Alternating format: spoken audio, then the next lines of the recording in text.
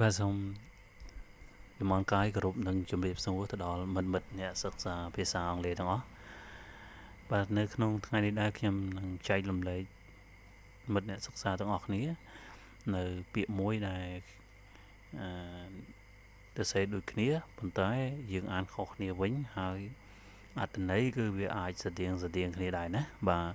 អញ្ចឹងយើងកុំឲ្យខាតពេលវេលាយូរទៅតាមដានជាមួយនឹងខ្ញុំដូចតទៅបាទអញ្ចឹងពាក្យនេះយើងធ្លាប់ឃើញហើយយើងអានថា win ឬក៏ wind wind wind យើងប្រែថា wind យើងប្រែថាខ្យល់ wind យើងប្រែថាបង្វិលណាអញ្ចឹងបើយើងគិតទៅលើថ្នាក់ពាក្យវាអានេះខ្យល់នេះយើងអាចថាវាជាថ្នាក់ពាក្យជានាមឬយកជា noun wind នេះយើងអាចដាក់ថ្នាក់ពាក្យជាថាជាកិរិយាសព្ទណាបាទយើងប្រែថាបង្វិលណាបាទអញ្ចឹងយើងទៅមើលឧទាហរណ៍ណាឧទាហរណ៍ទី1 win ឃើញទេ the wind is ឃើញទេអានឹងវាជានាមហើយណាវាដើរសួរជាប្រធានបាទដោយសារវានៅមុខ verb to be the wind is strong today ឃើញទេ the wind is strong today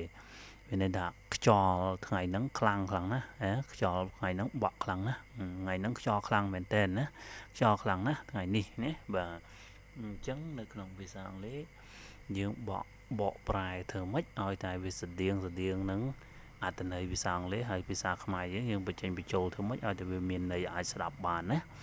បាទអញ្ចឹងយើងទៅមើលឧទាហរណ៍ទី2ណាយើងអានថា wind wind យើងប្រែថាបង្វិលវិញណាបាទ please wind the clock please wind the clock សូមបង្វិលម៉ោងឬក៏យើងអាចប្រែម្យ៉ាងទៀតវាអាចថាសេរីម៉ោងណាបាទយើងបង្វិលម៉ោងឲ្យត្រូវទៅនិចត្រូវអីវាយើងអាចប្រែថាអញ្ចឹងណា wind the clock នៅក្នុងពាក្យនេះដែរគឺខ្ញុំបានសិក្សាមកគឺខ្ញុំឃើញមកបាទខ្ញុំមកលើកមកចែកម្លែកទៅដល់មិត្តអ្នកសិក្សាដូចខ្ញុំអញ្ចឹងណាមកយើងអានទៅខុសហើយវាអាចនឹងបកប្រែខុសដែរបាទអញ្ចឹងមានតែប៉ុណ្្នឹងទេអរគុណសម្រាប់ការទស្សនាបើសិនជាពេញចិត្តមិត្តអ្នកសិក្សាអាច Subscribe បាននៅខាងក្រោមវីដេអូហ្នឹងបាទដើម្បីទទួលបាននៅពាក្យនៃថ្មីឬក៏ប្រយោគថ្មីទៀតណាសូមអរគុណ